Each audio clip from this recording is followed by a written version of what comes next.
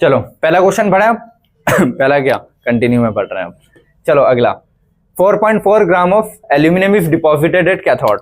Cathode पे कितना aluminium जम रहा है, इतना ग्राम एल्यूमिनियम आके जम रहा है, ठीक है।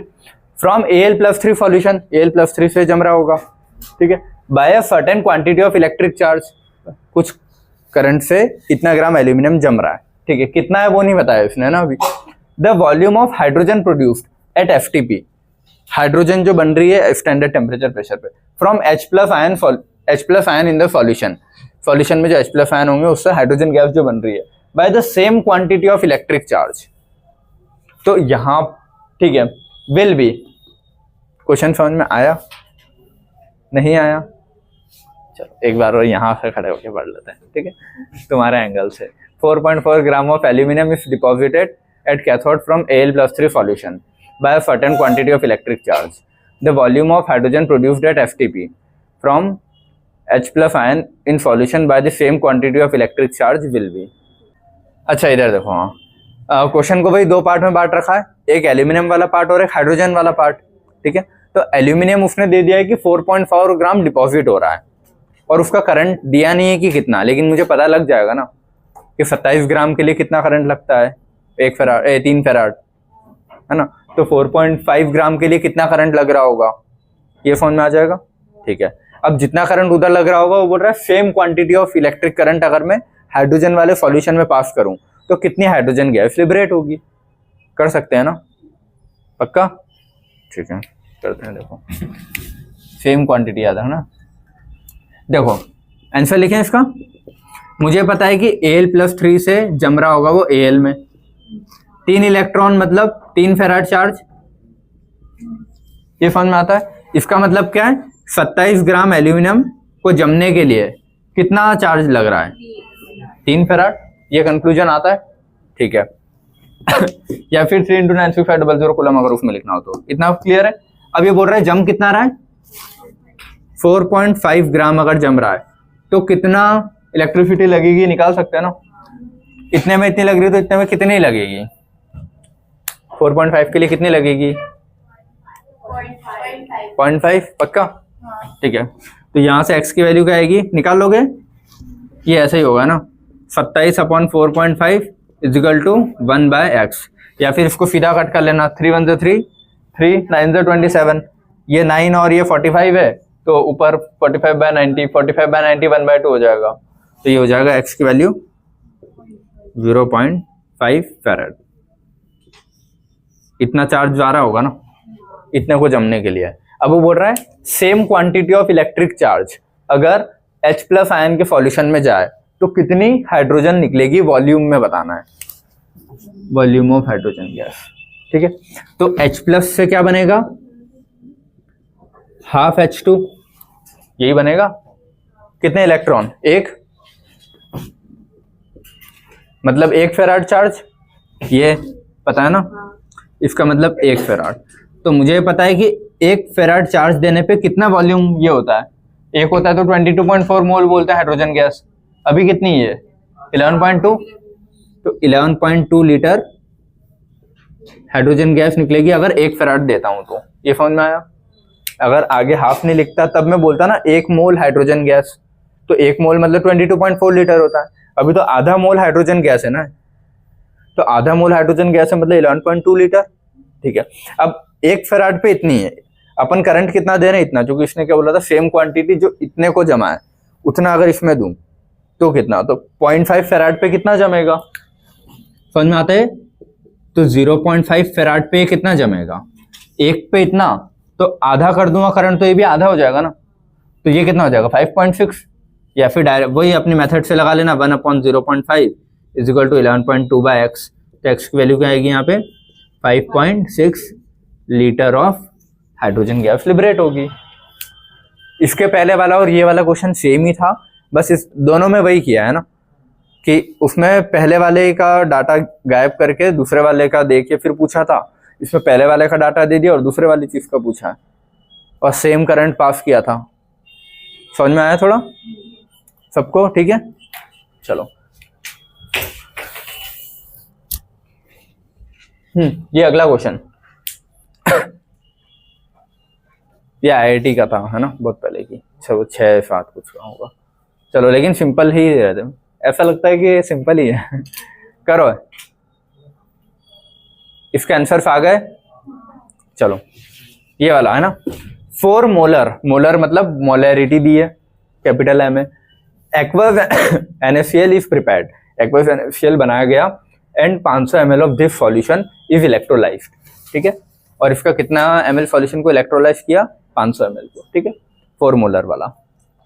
This leads to the evolution of chlorine gas, तो वहां से क्या लिबरेट हो रहा है, क्लोरीन गैस, क्योंकि NaCl है तो क्लोरीन गैस लिबरेट होगी at one of the electrode, जहां भी हो रही है वो, ठीक है। कहाँ होगी, एनोड पे, क्योंकि क्लोराइड माइनस एनायन है तो एनोड पे जाएगा तो वहीं क्लोरीन गैस लिबरेट होगी at one of the electrode. Atomic weight कुछ दिए जो कि काम आ रहे होंगे शायद, ठीक है।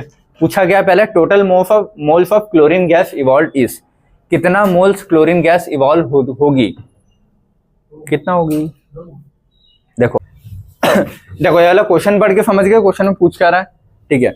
अब जो उसने दिया ना 4 molar aqueous NaCl is prepared by इतना ये, ठीक है, और पूछा गया total moles of chlorine gas evolve, chlorine के गैस के मतलब मोल पूछे थे कितने इवॉल्व हो रहे हैं, तो जो मोलरिटी दी है वो किसकी दी है, NaCl की दी है, 4 मोल मोलरिटी NaCl की दी है, और सॉल्यूशन का कितना दिया है, 500 ml, तो मोल्स किसके आएंगे, NaCl के मोल आएंगे ना, सॉल्यूशन में किसके मोल आएंगे यहाँ से, NaCl के मोल, तो molarity is equal to moles upon volume, molarity is equal to number of moles upon volume, अगर ये ml में है तो 1000 का मल्टीप्लाई, तो ये मोलरिटी किसकी, NaCl की दी थी ना, 4 इज इक्वल टू, तो मोल्स भी किसके आएंगे, मतलब NaCl के आएंगे, n अपॉन वॉल्यूम कितना है, 500 इंटू 1000, 0 0 0 0 5 1 5 2 2 1 2 2, तो यहाँ से n is equal to 2 moles जो आए, ये क्या 2 मोल्स ऑफ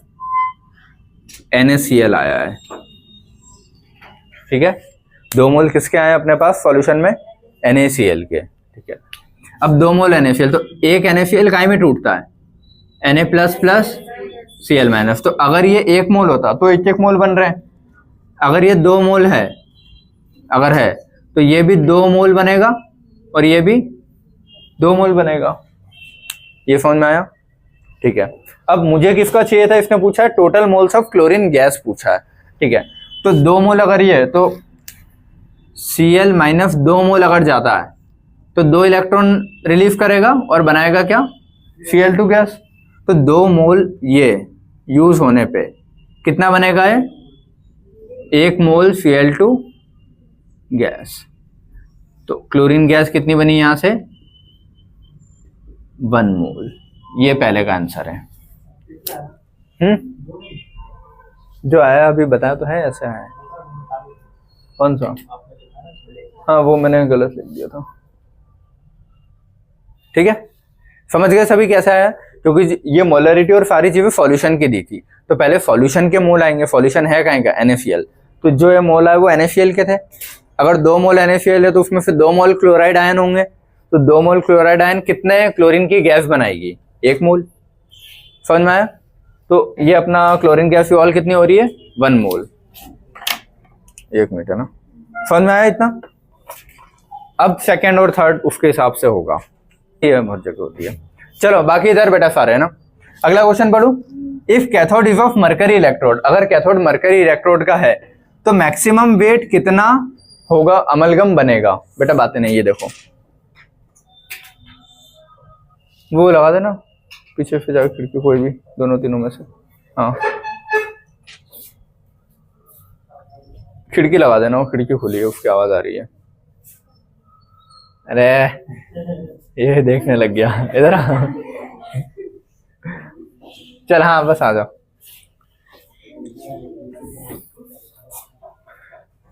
चलो इधर देखो, सेकंड क्वेश्चन है ना, if cathode is of mercury electrode then the maximum weight of amalgam form from this solution is, तो इस सॉल्यूशन से अमलगम कितना बनेगा, तो इस सॉल्यूशन में पहले तो मोल्स कितने NaCl के, 2 मोल NaCl है ना, तो उससे 2 मोल Na बनेगा और 2 मोल Cl बनेगा, क्योंकि ये कहां से आया था अपने को समझ में आया, 2 मोल NaCl ही सॉल्यूशन में, तो सॉल्यूशन में NaCl इतना ही टूट पाएगा, ठीक है। अब अमलगम बनने के लिए कैथोड पे रिएक्शन सोडियम की होती है, पता है अपने को, तो सोडियम यहाँ से जाएगा, तो 2 सोडियम अगर जाते हैं तो कितने इलेक्ट्रॉन ये करेंगे, 2 इलेक्ट्रॉन, और कितना बनेगा 2Na। ये समझ में आया कि 2 इलेक्ट्रॉन जाते हैं तो सोडियम कितना बनेगा 2। ठीक है, 2 सोडियम अगर उधर जा रहे हैं किस पे, Hg इलेक्ट्रोड पे, तो 2NaHg बनेगा ना। ठीक है, एक Na का वेट कितना होता है 23, मरकरी का कितना होता है 200, तो 223 ये हुआ, और 2 है तो डबल कर दूंगा, तो 2 इंटू 223 हो जाएगा, तो कितना हो जाएगा 446 ग्राम। इतना अमलगम बनेगा, ग्राम ऑफ अमलगम। समझ गए सभी? ठीक है, तीसरा क्वेश्चन पढ़ें। तीसरा क्या है, the total charge required for complete electrolysis. Complete electrolysis के लिए कितना चार्ज लग रहा है, 2 मोल NaCl है तो 2 मोल चार्ज, सिंपल सी चीज है। ठीक है, देखो अच्छा इसको ये मत कर देना कि Na का अलग किया Cl का अलग किया है ना। Na इस साइड रिएक्ट कर, मतलब Na इस साइड रिएक्ट करता है, सोडियम इस, क्लोराइड इस साइड। तो अगर सॉल्यूशन में 2 मोल NaCl है तो 2 मोल क्लोरीन इधर आएंगे, 1 मोल क्लोरीन से 1 मोल इलेक्ट्रॉन निकल के 1 मोल सोडियम पे जाएंगे, तो टोटल ट्रांसफर 2 का ही है। उसको ये 4 मत गिन लेना कि 2 क्लोरीन के और 2 सोडियम के, वो अलग अलग नहीं है, इसी के इलेक्ट्रॉन निकल के इसी पे जा रहे हैं। समझ गए ना ये चीज? तो NaCl से जो Na प्लस और Cl माइनस बनता है, तो अपने सॉल्यूशन में यही होता है ना कि Cl माइनस इधर होता है, Na प्लस इधर होता है, तो इधर से इलेक्ट्रॉन निकल के इधर, 2 मोल अगर ये हैं तो ये 2, तो कितने ट्रांसफर होंगे, 2 ही ट्रांसफर होंगे। तो ट्रांसफर कितने का होगा, 2 मोल का टोटल चार्ज रिक्वायर्ड। अच्छा 2 मोल अगर ट्रांसफर हो रहे हैं तो चार्ज भी कितना आएगा, 2 फेराड, या फिर 2 इंटू 96500 कूलम, 96500 कूलम। क्लियर है सभी को कैसे हुआ है क्वेश्चन? ठीक है, चलो अगला क्वेश्चन करें दोनों, इसके बाद करंट एफिशिएंसी वाले 1-2 क्वेश्चन है वो करवाऊंगा। ठीक है, चलो मोर देन सफिशिएंट हो जाएंगे कॉपी के क्वेश्चन, है ना, बुक से नहीं, मतलब लगा लेना, सारे वही है, रिपीट होंगे। चलो, how long should a current of इतना एम्पियर इज पास्ड। क्वेश्चन सुनो, how long should, how long पूछा है मतलब टाइम पूछ रहा है वो, कितनी देर तक। ठीक है, तो इस वर्ड से ध्यान रखना चाहिए ना। हाउ लॉन्ग का मतलब क्या हुआ, time. Should a current of, current कितना दिया है 0.25 एम्पियर। ठीक है, is passed through a मॉल्टन metal salt. हाँ, मॉल्टन मेटल सॉल्ट, जो भी मेटल मतलब सोडियम मेटल है तो मेटल का कोई सॉल्ट है। To deposit that much of weight of metal, कितना मेटल डिपॉजिट हो, which is equal to its electrochemical equivalence. आगे आंसर कैसा है सर, वो इक्वल बोला ना, जेड और वेट इक्वल है, ठीक है, बस बाकी तो हो गया। इधर देखो, सुनो सारे, टाइम पूछा है, ठीक है, करंट मतलब आई कितना दिया है 0.25 एम्पियर दिया है। ठीक, इस pass through molten metal salt. ठीक है, पास किया। To deposit that much weight of metal, weight deposit कितना हो रहा है, ठीक है, which is equal to its electrochemical equivalence. Weight कितना डिपॉजिट हो रहा है, इलेक्ट्रोकेमिकल इक्विवेलेंस के बराबर। ये चीजें गिवन है, समझ में ना, wait of metal which is equal, तो वेट ऑफ मेटल किसके बराबर है, इलेक्ट्रोकेमिकल इक्विवेलेंस। ये एक गिवन कंडीशन दे रखी है, तो मैंने गिवन कंडीशन रख दी, क्योंकि उसने वेट डायरेक्ट नहीं दिया है, बस बोला है कि वेट के बराबर है। ठीक है, तो यहाँ पे अब फिर फॉर्मूला लगेगा भाई, W बराबर ZIT, और वेट कितना दिया है उसने, Z के बराबर है ना, क्योंकि ये दिया है गिवन, समझ गए ना, ये जो गिवन है। ठीक है, तो वेट कितना दिया है Z रखा, करंट कितना दिया है 0.25 इंटू टाइम पूछा है, तो Z से तो Z कट जाएगा ना, तो बचेगा कितना टाइम उधर, तो 1/0.25 इज इक्वल टू टाइम, ये पॉइंट हटेगा तो ऊपर 100 बाय 25 4, तो टाइम कितना आ जाएगा 4 सेकेंड। चलो ये क्वेश्चन समझ में आया सभी को कि क्वेश्चन देखो, ऐसे क्वेश्चन पता है अपने सॉल्यूशन चैप्टर में भी किए थे कि जब वो इक्वल या ऐसे को हिंट दे तो उसको अलग से लिख के रख लेना, partial pressure, pressure, total pressure equal to ये वाली। तो वही चीज यहाँ है कि ये एक हिंट दी थी, उससे वेट निकाल, मतलब वेट वैसे ही रखा और आंसर आ गया। क्लियर है? अगला क्वेश्चन करें। बोर तो नहीं हो रहे हो क्वेश्चन करने में? ठीक है, हो भी रहे हो तो सुनो, कंप्लीट करने पड़ेंगे। चलो, 1 litre of 1 molar aqueous solution. देखो 1 लीटर 1 मोलर, तो सॉल्यूशन से इसके CuSO4 के यहाँ देखो, जैसे ही मैंने ये पढ़ा मुझे समझ में आ रहा है ना कि 1 लीटर 1 मोलर CuSO4 दिया है, मतलब CuSO4 के मोल दिए हैं इनडायरेक्टली, क्योंकि मोल equal molarity equal to moles upon volume होता है। तो यहाँ से ये समझ में आ गया मुझे कि मोल दिए हैं सॉल्यूशन में। ठीक है, इफ इलेक्ट्रोलाइज्ड बाय पासिंग इतना फेरेट चार्ज दिया है, क्यू दिया है, करंट नहीं, चार्ज दिया। ठीक है, final molarity of the solution will be. Final molarity क्या होगी सॉल्यूशन की? कुछ समझ में आया क्या? तो फाइनल इनिशियल मतलब कुछ कंफ्यूजन नहीं हो रहा कि फाइनल क्या इनिशियल क्या? देखो सुनो, 1 लीटर ऑफ 1 मोलर CuSO4 का सॉल्यूशन है। ठीक है, तो इसकी मोलरिटी अभी कितने दी है इसने? 1 मोलर। इसके कुछ मोल्स वोल्स आने जो भी आने होंगे आ जाएंगे। ठीक है, अब उसने क्या बोला है, इसको इलेक्ट्रोलाइज किया है इलेक्ट्रिसिटी पास करके, रॉड्स डाली, इलेक्ट्रिसिटी जब डाली तो इलेक्ट्रोलिसिस होगा। इलेक्ट्रोलिसिस में क्या होगा, इधर CuSO4 है, इधर सल्फेट आयन वाला, इधर एक्वस दिया 1 लीटर सॉल्यूशन दिया तो ठीक है, कुछ दिया नहीं दिया, बट इधर आयन माइनस वाले चले जाएंगे, इधर प्लस वाले चले जाएंगे, इधर से आयन निकल, मतलब वो इधर ये वाले डिपॉजिट होगा या फिर जो भी होना है, और इधर क्या होगा, कॉपर जमता जाएगा। इधर से इलेक्ट्रॉन आएंगे निकल के, इधर आएंगे और यहाँ पे प्लस वाला चार्ज आएगा ना, तो यहाँ क्या जमेगा, कॉपर। तो कॉपर अगर सॉल्यूशन में से निकल के इस रॉड पे जम रहा है तो सॉल्यूशन की मोलरिटी कम होगी ना। मोलरिटी क्या होता है, पर मतलब 1 लीटर वॉल्यूम में कितने मोल्स हैं। तो अब मैं अगर इसके मोल्स कम हो रहे हैं ना, अब तो इधर चिपकते जा रहे हैं, तो मोलरिटी कम हो जाएगी सॉल्यूशन की। इतना समझ में आता है सबको? तो मोलरिटी सॉल्यूशन की कम हो जाएगी, तो बोल रहा है कि जितना कॉपर यहाँ से गायब हुआ होगा उसके बाद कितनी मोलरिटी बची। शुरू में अगर 1 मोलर था, कॉपर जम गया इतनी इलेक्ट्रिसिटी देने के बाद, तो फाइनल मोलरिटी कितनी बची है। क्लियर है? क्वेश्चन सॉल्व करें। समझ में आ गया क्वेश्चन सभी को? ठीक है, आया समझ में? ठीक है, देखो तो सॉल्यूशन मेरा जो भी है ये 1 मोलर CuSO4 दे रखा है, 1 लीटर फिर, ठीक है। फाइनल मोलरिटी, तो इनिशियल मोलरिटी 1 दी है मुझे पता है। ठीक है, अब वहां से मैं क्या निकाल सकता हूँ, अरे मोल तो ठीक है, molarity is equal to moles upon volume इन, अगर लीटर रखता हूँ तो 1000 का मल्टीप्लाई नहीं है। ठीक है, बात ही नहीं बेटा इधर। ठीक है, तो मोलरिटी इज इक्वल टू, ये मोलरिटी कितनी दी है 1, n/1, तो मोल्स कितने आए, 1 मोल CuSO4 का सॉल्यूशन है। ठीक है, CuSO4 का अगर 1 मोल है तो CuSO4 टूटेगा कैसे, वही Cu + 2 + SO4 - 2। 1 मोल है तो ये भी 1 मोल ही बनेगा, मतलब सॉल्यूशन में टोटल 1 मोल होगा। ठीक है, चार्ज कितने का है, 2 ट्रांसफर हो रहा है, तो 2 फेराड चार्ज से कॉपर कितना जमना चाहिए, 63.5 ग्राम। सही बात है।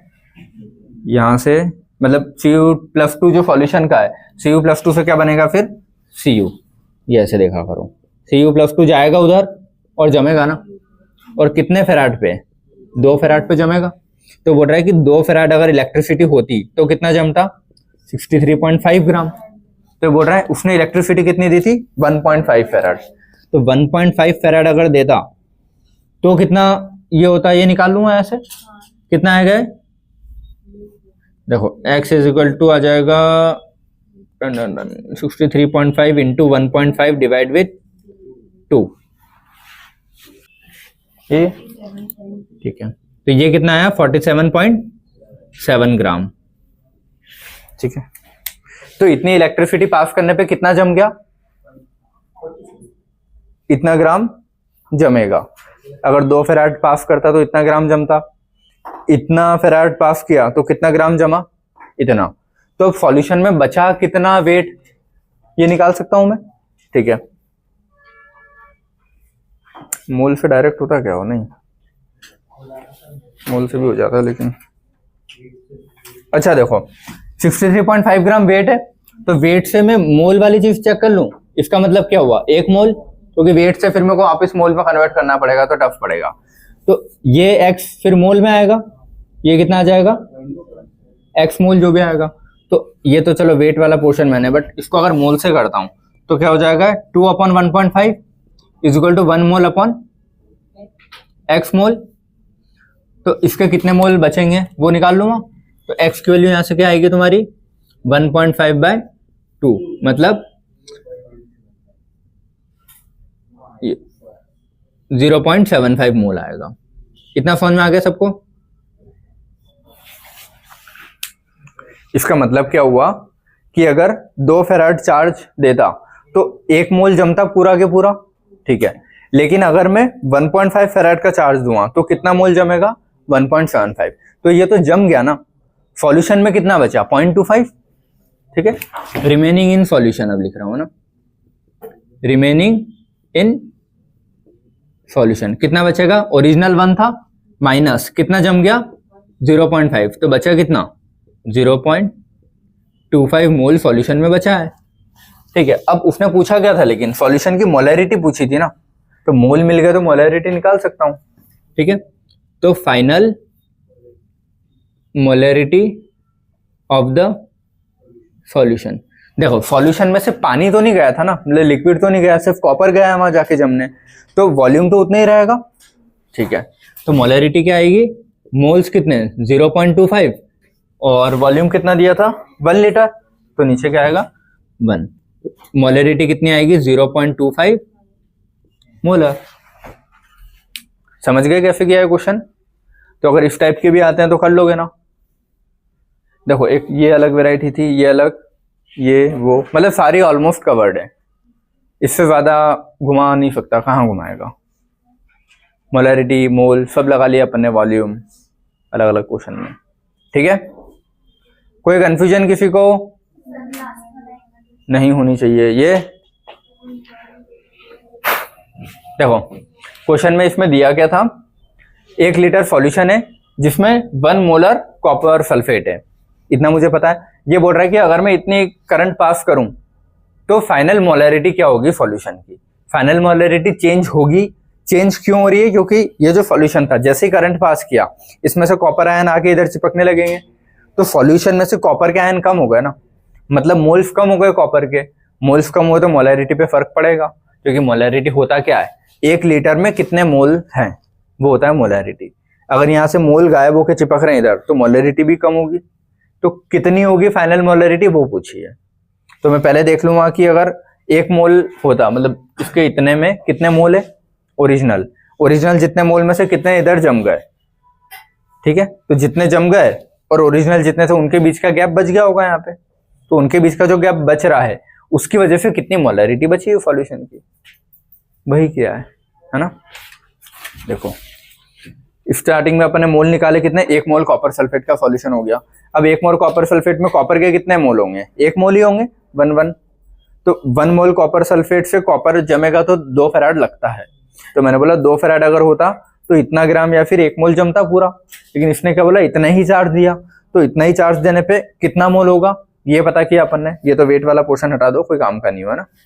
तो सीधा मोल चाहिए था, तो मैंने ये इतने में इतना तो इतने में कितना, तो कितने मोल 0.75 मोल जमेंगे। अगर 2 फेराड देता तो इतना जमता, 1 मोल जमता, 1.5 दूंगा तो 0.75 मोल ही जमेंगे। तो 0.75 मोल इधर से उठ के इधर चले गए ना, जम गए। तो सॉल्यूशन में इतने कम हो गए, तो अब सॉल्यूशन में बचे कितने, 1 था 0.5 इधर चले गया तो बचा कितना 0.25, तो 0.25 मोल बचे हैं। अब 0.25 मोल जो बचे हैं उनकी वजह से मोलैरिटी कितनी आ रही है, तो 1 लीटर में 0.25 मोल देख लो, 1 लीटर में 0.25 मोल तो मोलैरिटी आ जाएगी, क्योंकि 1 लीटर का ही सॉल्यूशन था अपना, इसीलिए। क्लियर है, ठीक है। चलो बेटा आगे के एक क्वेश्चन और बचा है इसका, वो लिखता हूं मैं, ठीक है। एक नहीं, हाँ 1-2 क्वेश्चन और ऐसे बचे हैं, वो लिख रहा हूं, और उसके बाद करंट एफिशिएंसी के 1-2 क्वेश्चन है, उससे भी आते हैं थोड़े, ठीक है। तो ये 2-3 क्वेश्चन और 4-5 क्वेश्चन और करके, और फिर तो पहला क्वेश्चन इधर, क्वेश्चन रीड करें बाहर।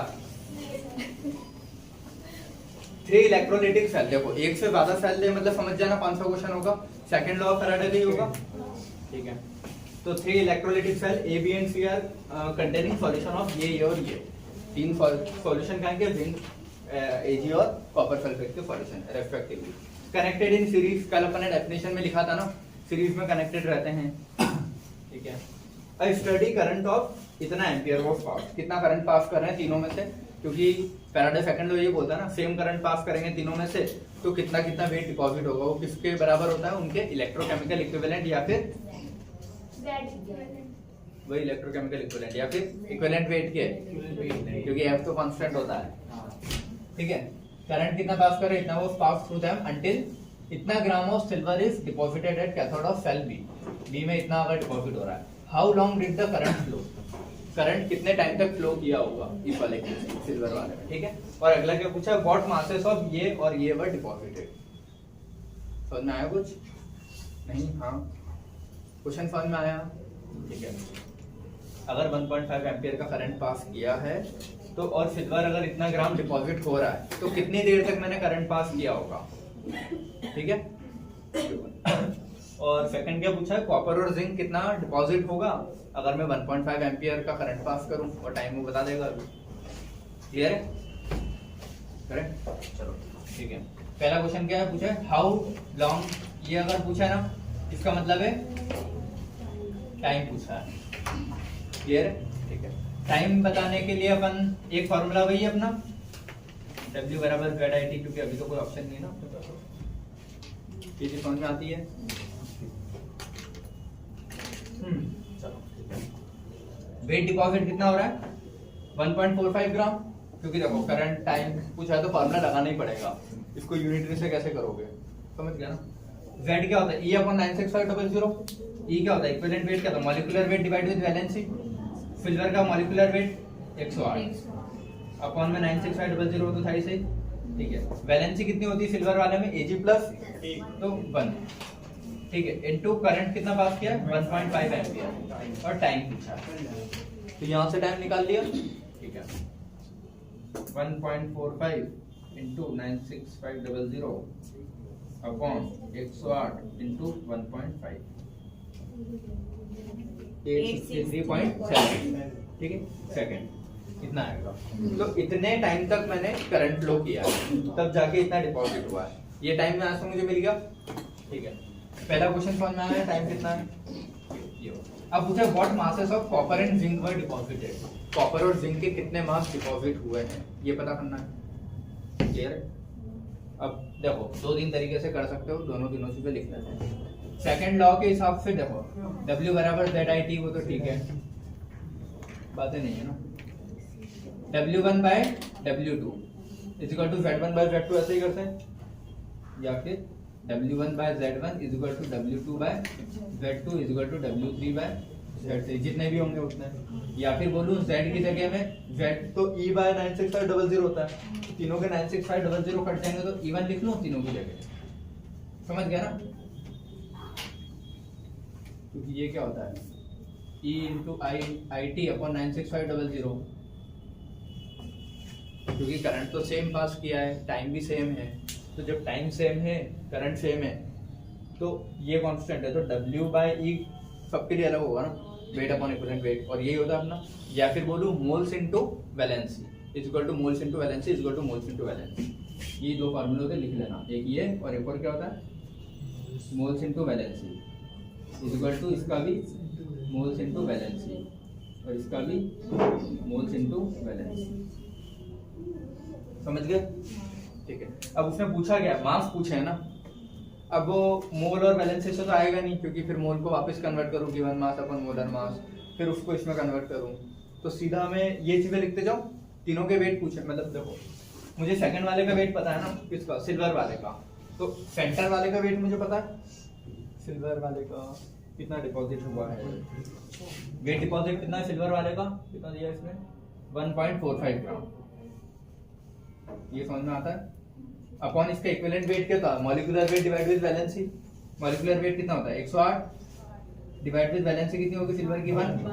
ठीक है, इज इक्वल टू, अब अगर इसका निकालना है तो इसके बराबर में रख दूंगा, मतलब पहला वाला कौन है अपना जिंक, तो जिंक का निकालना है तो जिंक के बराबर में रखूं। जिंक का वेट पता करना है, वेट डिपॉजिट अपॉन जिंक का वेट कितना होता है 65, जिंक का 65। ठीक है, और जिंक पे चार्ज कितना आ रहा है यहाँ Zn+2, तो 65 इंटू 2, समझ गए। अब इसका अगर निकालना है कॉपर वाले का, तो उसका वेट मतलब कितना डिपॉजिट हुआ अपॉन में 63.5 इंटू कॉपर प्लस 2 तो 2। तो एक बार मैं इससे इक्वेट कर लूंगा इसका निकालने के लिए और एक बार इससे इक्वेट कर लूंगा। ठीक है, तो मैं बोल रहा हूँ पहला वाला कौन सा था, जिंक का था। तो जिंक का वेट कितना आएगा 2x upon 65 is equal to 1.45 upon 108। Solve कर लोगे तो आ जाएगा, x की वैल्यू निकाल लोगे। और एक और कौन सा अपना कॉपर, तो कॉपर वाला निकालूंगा तो 1.45 upon 108 is equal to 2x upon 63.5। समझ गए?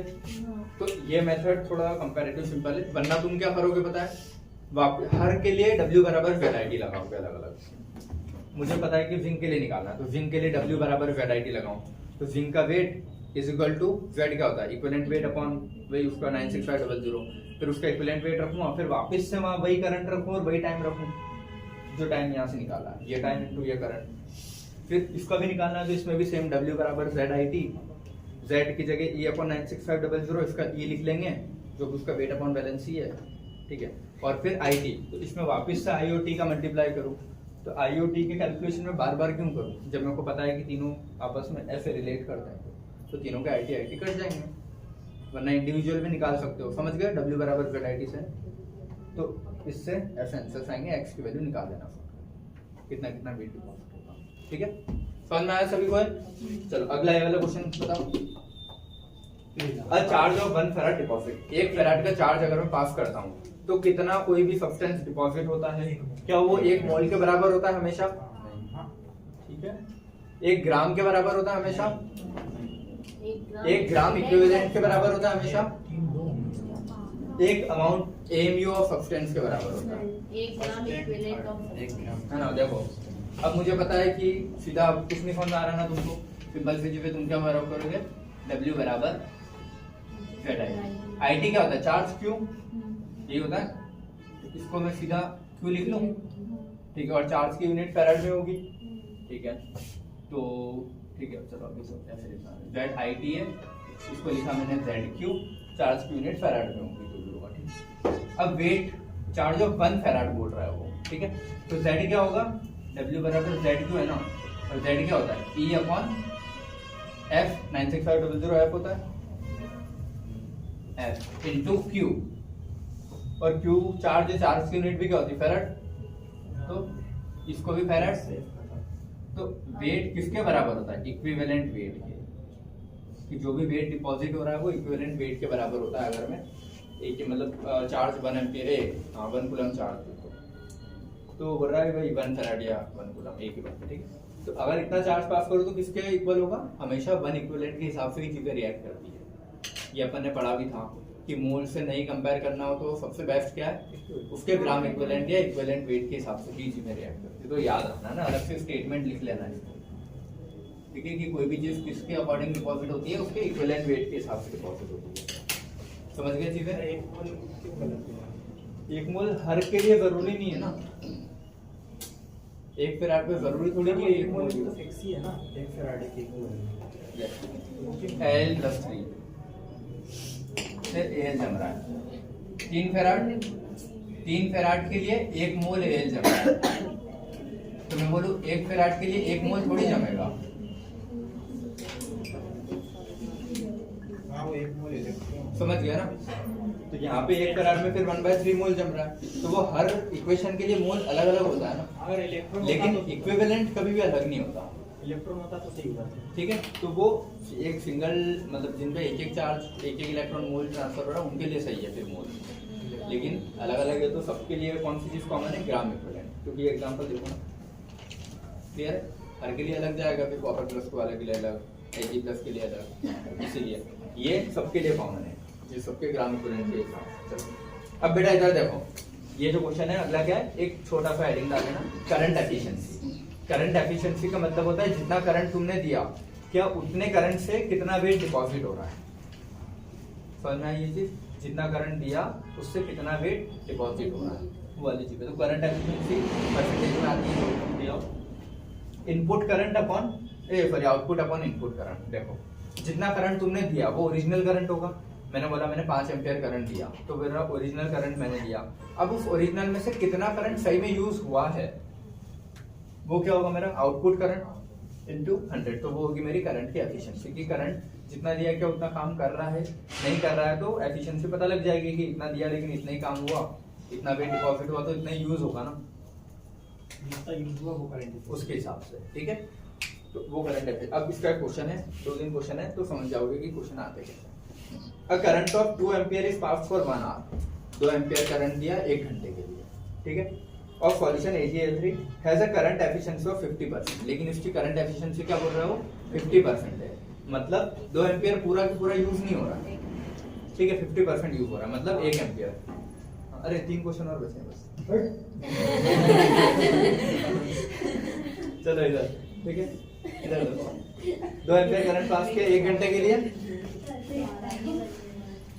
ये ओरिजिनल है ना मेरा बेटा, इधर ओरिजिनल करंट पास है, ठीक है। अब वो करंट एफिशिएंसी कितनी बोल रहा है, बातें नहीं करो, देखो 3 क्वेश्चन करके ही छोड़ेंगे, तो बातें नहीं करो, जल्दी कर लो। ठीक है, 4 क्वेश्चन करके, तो करंट एफिशिएंसी कितनी दी है 50%। इसका मतलब क्या है 100% यूज होता, ये समझ में आता है ना। इन जनरल भी अगर मैं देखूं कि मान लो अगर 100% ईटा होता करंट एफिशिएंसी, तो 2 एम्पियर यूज होता। मैं बोल रहा हूँ कि 50% ईटा है, तो 1 एम्पियर यूज हो रहा होगा ना, या फिर फॉर्मूले में रखूं तो करंट एफिशिएंसी कितनी दी उसने 50, तो इधर क्या रखूंगा 50। आउटपुट करंट पता करना है, इनपुट कितना दिया था मैंने 2 एम्पियर, तो 2/100/2 हो जाएगा, तो ये 50 से ये 50 कटेगा, तो आई इनपुट क्या आएगा 1, तो या तो वैसे या क्लियर है। अब करंट मुझे मिल गया कि 1 एम्पियर का यूज हो रहा है, तो मैं पता कर लूंगा ना 1 एम्पियर करंट यूज हो रहा है इतने टाइम के लिए, तो कितना वो बनेगा, कितना एल्यूमिनियम डिपॉजिट होगा, अमाउंट ऑफ एल्यूमिनियम डिपॉजिट होगा। समझ में आया? देखो या तो सिंपल सी चीज है, ऐसे कर लो यूनिटरी मेथड से, Al+3 सॉल्यूशन से Al जम रहा होगा 3 फेराड, समझ में आता है?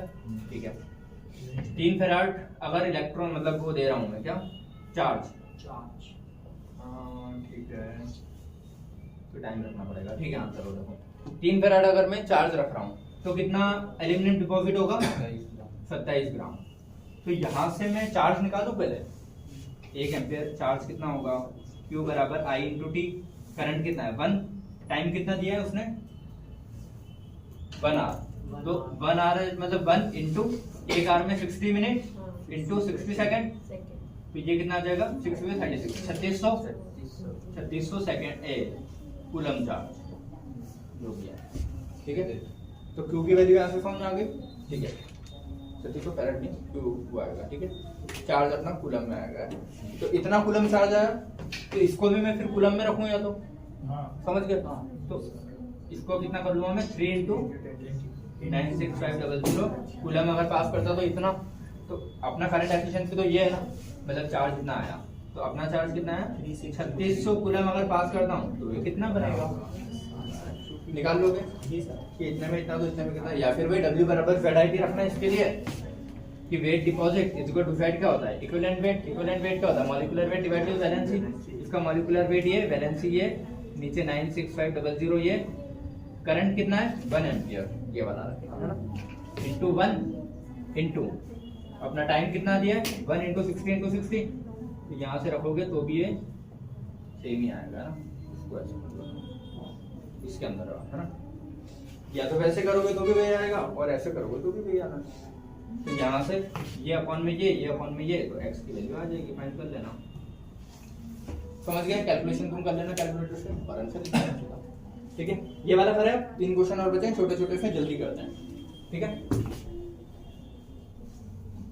चलो क्वेश्चन पढ़ते हैं। इधर on passing A current of 6 ampere for इतना सेकंड, 6 एम्पियर करंट पास किया इतना सेकंड के लिए। ठीक है, थ्रू एसिडुलेटेड मतलब एसिड है उस सॉल्यूशन में, एसिडुलेटेड वाटर, क्योंकि वाटर कभी भी कुछ आयनाइज नहीं होता, बोला था वाटर H2SO4 मिलाना पड़ता है, तो एसिडुलेटेड वाटर। ठीक है, इतना litre of hydrogen gas was collected at cathode, cathode पे कितना लीटर हाइड्रोजन गैस कलेक्ट हो रही है इतना, at FT find the current efficiency.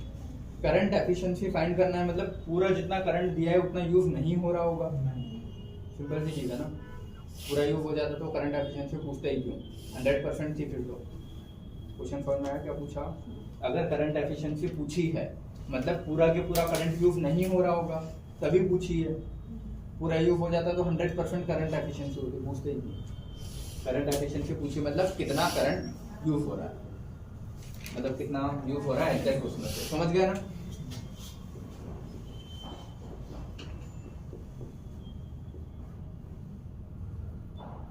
कितना यूज हो रहा है करंट, ठीक है। तो ये निकालो मैं कितना करंट यूज हो रहा है, H प्लस से बनता है हाफ H2, ठीक है। अगर एक इलेक्ट्रॉन मतलब एक फेराड जाता हूं, ठीक है, या फिर बोलो 96500, ठीक है, इतना जाता हूं तो ये कितना बनता, आधा मोल। आधा मोल मतलब ml में कितना होता है 11.2 लीटर, ठीक है। अगर एक फेराड जाता तो इतना। अब ये बोल रहे हैं कि कितना कूलम चार्ज पास किया होगा ऑन पासिंग करंट, ठीक है। टाइम वैसे उसने दिया है तो यहां से मिल जाएगा, देखो इसको 96500 लिख लेता हूं मैं, ठीक है, ये समझ में आया। अब इसका चार्ज क्या होता है IT, आई मुझे पता करना है कितना एग्जैक्ट है, तो I इंटू टी, टाइम कितना है 96 है, सेकंड में ही दिया, ठीक है। तो यहाँ से कितना है बन रहा है, क्या बोला इसने, इतना 0.56 लीटर बन रहा है। तो करंट कितना लगेगा वो समझ में आ जाएगा ना, कर लोगे। ये 100 ऊपर बचेगा तो x की वैल्यू क्या आएगी, यहाँ पे तुम्हारी x उधर जाएगा तो 100 ऊपर बचा इंटू 0.56 अपॉन 11.2, तो ये क्या है तुम्हारा, कितना करंट एग्जैक्ट लग रहा है, ठीक है, कितना लगेगा।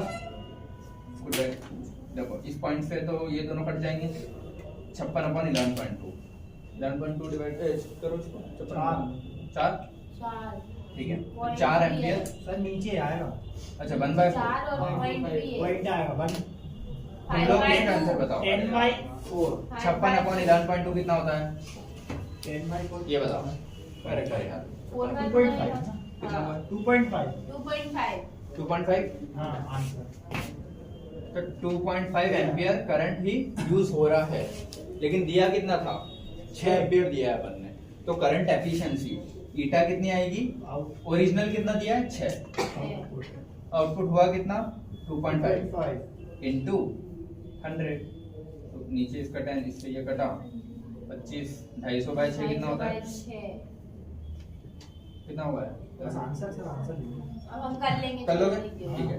तो ये आएगा तुम्हारा ईटा, है ना, परसेंटेज में आता है, याद रखना, या फिर ईटा हाँ मतलब वही करंट एफिशिएंसी इतना परसेंट, समझ में आ गया, कर लोगे ये चीज, करंट एफिशिएंसी क्या पूछेगा तो।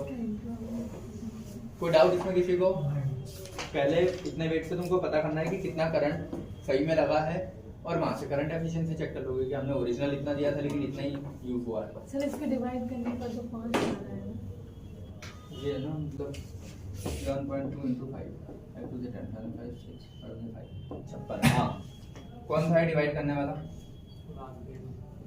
5 एम्पियर आ रहा है, सही से डिवाइड क्या कर रहा है, ठीक है। तो 83%। ओरिजिनल कितना है 6, यूज कितना हुआ है 5 इंटू 100, तो ये तुम्हारी करंट एफिशिएंसी जाएगी 5/6 इंटू 5/6 500/6 कर लेना, आंसर आ जाएगा। क्लियर है।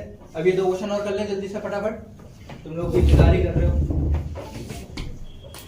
और एक और इंसान, एक और मनुष्य इंतजार कर रहा है, मनुष्य चलो इधर सारे इधर इधर इधर इधर find the molar ratio. Molar ratio मतलब मोल का रेशियो। मोलर रेशियो मतलब क्या होता है, मोल का रेशियो ऑफ सोडियम, यही है, 3 दिए मतलब 3 अलग अलग सेल होंगे, ठीक है। Produced at cathode of the 3 electrolytic cell connected in series, electrolytic cell series में कनेक्टेड होंगे बेटा, सारे इधर देखो, ठीक है। And containing molten NaCl CaCl2 और FeCl3, ये 3 चीजें हैं, ठीक है।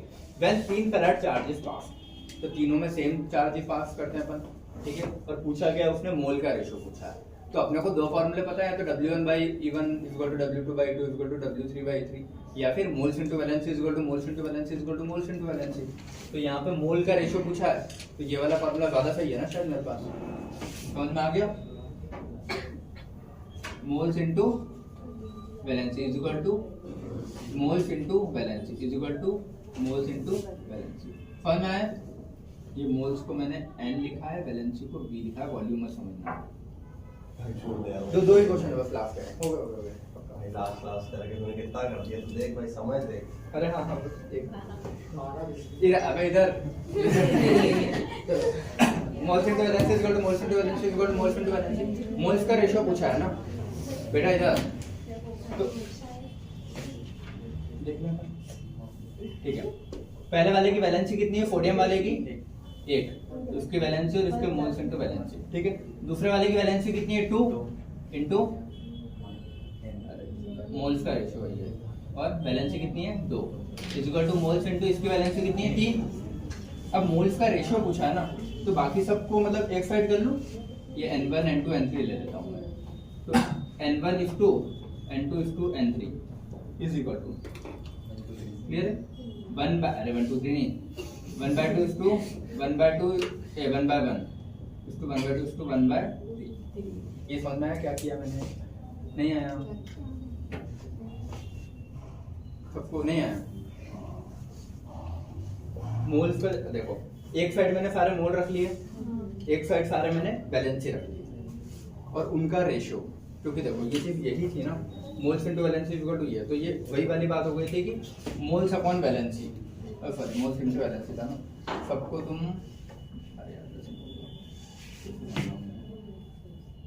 ये चीज अगर ऐसी होती ना, जैसे m1 v1 is equal to m2 v2 is equal to m3 v3 अगर होता, तो इसको मैं ऐसे भी लिख सकता हूँ ना, m1 is to m2 is to m3 is equal to, ये v1 साथ में नहीं लिखूंगा, फिर अपॉन में आ जाएगा ना, तभी तो क्रॉस मल्टीप्लाई होकर इनके साथ आएगा। तो 1 by v1 is to 1 by v2 is to 1 by v3, क्योंकि जब क्रॉस मल्टीप्लाई तीनों को ऐसा कैसा इधर करूंगा, तभी तो वो होगा m1 v1 is equal to m2 v2 is equal to m3 v3। यहाँ रख दूंगा तो फिर डिवाइड में आ जाएगा, तो इसीलिए मैंने मोल्स को इधर ही रखा और वैलेंसी सब नीचे कर दी। तो मोल्स का रेशियो चाहिए था, तो या तो ये बोलो, ऑप्शन में ये नहीं आ रहा हो तो पूरे को 6 से मल्टीप्लाई कर दो, तो क्या आ जाएगा, मतलब है ना, लिख देता हूँ, मल्टीप्लाई बाय 6 टू ऑल, तो 6 is to 3 is to 2, ये तुम्हारा मोल का रेशियो आएगा। ये चीज समझ गया ना, लिख लेना अगर नहीं लिखते आता वैसा तो, ठीक है। अगला लास्ट क्वेश्चन करें, चलो लास्ट क्वेश्चन की खुशी इधर, if same current is pass through position of these and these, मतलब वही दो अलग अलग सेलों में सेम करंट पास किया, कनेक्टेड इन सीरीज होता ही है। If the weight of silver deposited is इतना gram, then calculate the weight of copper deposit. एक का वेट दिया है कि कितना डिपॉजिट हो रहा है, दूसरे का पूछा है, तो वही W1 by W2 equal to E1 by E2, समझ में आता है ना, W1 by E1 ऐसे लिखो, और दूसरे का क्या होगा W2 by E2। पहला मैं मान लेता हूँ सिल्वर वाला केस है Ag वाला, और दूसरा कौन सा है कॉपर वाला। तो सिल्वर का वेट दिया है क्या, वेट ऑफ सिल्वर डिपॉजिट कितना दिया है 108, मतलब 1.08। इक्विवेलेंट वेट क्या था, molecular weight divide with valency, molecular weight 108 divide with valency, तो वैलेंसी ऊपर चली जाएगी ना। सिल्वर की कितनी होती है यहाँ पे 1 into 1, ये सिल्वर वाला केस हो गया, इज इक्वल टू दूसरे का वेट पूछा है कि अगर इसका इतना है तो दूसरे का कितना होगा x अपॉन कॉपर का वेट है 53.5 और उसकी वैलेंसी कितनी होगी 2, क्लियर है। और ये कॉपर का पोर्शन था, तो ये पॉइंट हटके ये तो पूरा कट जाएगा, नीचे 100 आएगा, समझ गए, ठीक है। तो x की वैल्यू क्या आएगी तुम्हारी 1/100, इधर बचेगा, इधर होगा 2x अपॉन 63.5। इसको सॉल्व कर लोगे पूरा, 63.5 upon 100 into 2 is equal to, ये वैल्यू आएगी तुम्हारी, क्लियर है सभी को, ठीक है। इसको सॉल्व कर लेना ना, थैंक यू सर। चलो इधर सभी इधर बेटा देखो, इलेक्ट्रोकेमिकल हो गया था अपना पहले ही, उसके बहुत क्वेश्चन किए, मोर देन सफिशिएंट थे कॉपी में। सेकंड पोर्शन था तुम्हारा इलेक्ट्रोलाइटिक सेल, ये भी आज खत्म होता है, ठीक है। इलेक्ट्रोलाइटिक में अपन ने पहले बेसिक क्वेश्चन कर लिए थे, दूसरे वाले इलेक्ट्रोलाइटिक के कि कौन डिपॉजिट होगा, कौन एनोड पे क्या बनेगा, कैथोड पे क्या बनेगा, वो पहले टाइप के क्वेश्चन है। दूसरा पार्ट आता था इसका फैराडे लॉ से, फर्स्ट और सेकंड लॉ दोनों, और उसके साथ करंट एक्शन। तो ये तीनों के आज अपन ने बहुत सारे क्वेश्चन कर लिए हैं, ठीक है। बुक में यही टाइप की वैरायटी तुमको मिलेगी और सारी करवा दी, ये क्वेश्चन करके बुक के क्वेश्चन कर लेना। तो पार्ट 1 इलेक्ट्रोकेमिकल सेल खत्म, जिसमें कौन सा लॉ आता था Nernst equation. Part 2 electrolytic cell, जिसमें कौन सी इक्वेशन आती थी फैराडे लॉ, ये खत्म। अब पार्ट 3 पढ़ेंगे जिसमें वो रेजिस्टेंस, कंडक्टेंस, कंडक्टिविटी, रेजिस्टिविटी, उसमें आएगा क्वाड्रेचर लॉ। तो ये तीसरा वाला पार्ट अपने को कल पढ़ना है, ठीक है, समझ गए सभी। और उसके बाद लास्ट क्वेश्चन होता है बैटरी वाला। चलो ये वाला आज का लेक्चर तो यहीं पे एंड करते हैं। Thank you so much. Thank you.